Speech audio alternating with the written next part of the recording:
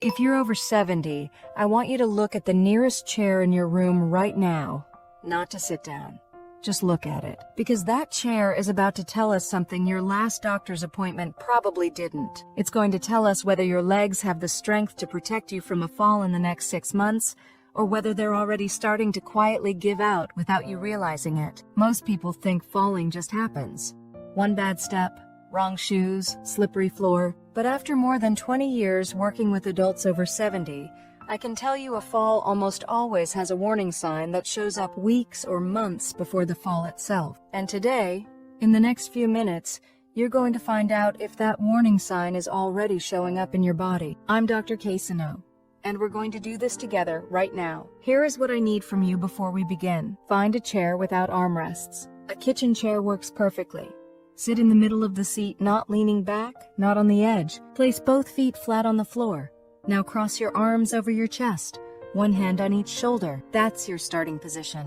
While you're getting settled, I want to ask you something. Have you noticed that getting up from a chair has started to feel harder than it used to? Maybe you've been using your hands to push yourself up without thinking about it. Maybe you feel a little unsteady for a second after you stand. If that sounds familiar, leave a yes in the comments. That small detail tells me a lot about where you're starting from. Now, here's what we're going to do. When I say go, you're going to stand up fully all the way up and sit back down. Stand and sit. We're going to count how many times you can do that in 30 seconds.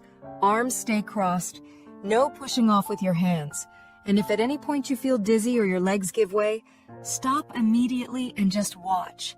Your safety matters more than your score. I'm going to count with you in my head. You count out loud. Ready? Go. Keep going. Push through your heels as you stand. That's where your power comes from. Halfway there. Don't stop. 5 more seconds.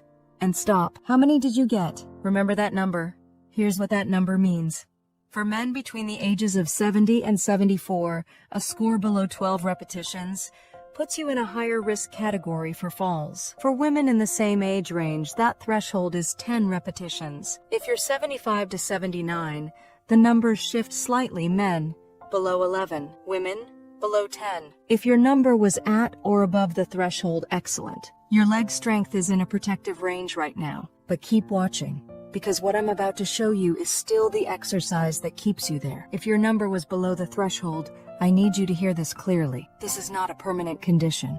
This is not just aging.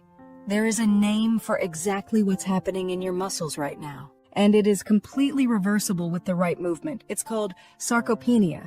It's a word that sounds serious, but all it really means is that your muscle fibers have gone quiet.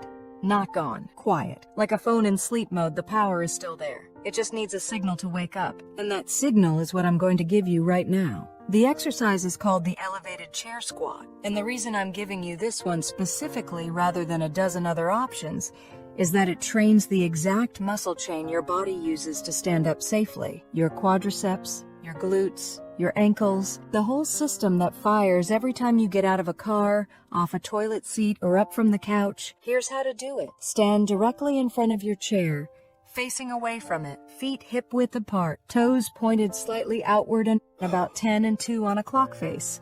Now slowly lower yourself down as if you're about to sit, but don't sit all the way down.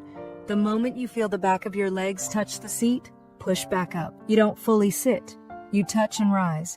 As you lower, think about pushing your knees outward in the same direction as your toes. This is the critical part. When knees cave inward, the movement puts strain on your joints instead of your muscles. When your knees track over your toes, the load goes exactly where it belongs. 10 repetitions, slow and controlled. If the movement feels too difficult, that's actually important information. It confirms the weakness. Start with 5 and build. Do this every morning, not after a workout, not when you feel like it. Every morning, before anything else, while your coffee is brewing, while you're waiting for the shower to warm up. 10 repetitions, 60 seconds.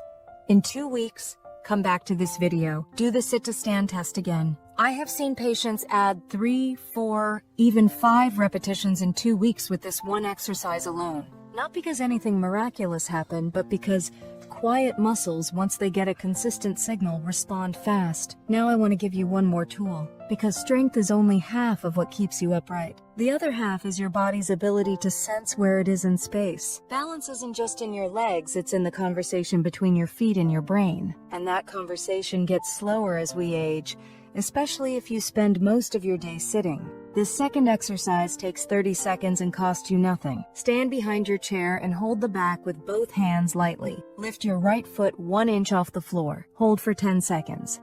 Switch to your left. That's 1 set. That's it. What's happening in that 10 seconds is not nothing. Your ankle, your hip, and your core are all firing to keep you stable. The neural pathways that protect you when you step off a curb or miss a step in the dark are being actively trained. Do this once a day, every day. It takes less time than checking your phone. Here's what I want you to leave with today. Falling is not a random event. It is a process, and that process has a beginning, a middle, and a point where it can be interrupted. The sit-to-stand test showed you where your legs are right now. The chair squat and the single leg hold are how you start moving that number in the right direction. Independence isn't built in a gym. It's built in 30 seconds before your morning coffee. It's built in the small, consistent signals you send your body every day that say, I'm still here, I'm still strong, I'm not done yet. Your legs kept you moving for 7 decades. Give them the right signal, and they will keep going. Now I want to hear from you. What was your score on the sit-to-stand test? Leave it in the comments, just your number and your age. No judgment here.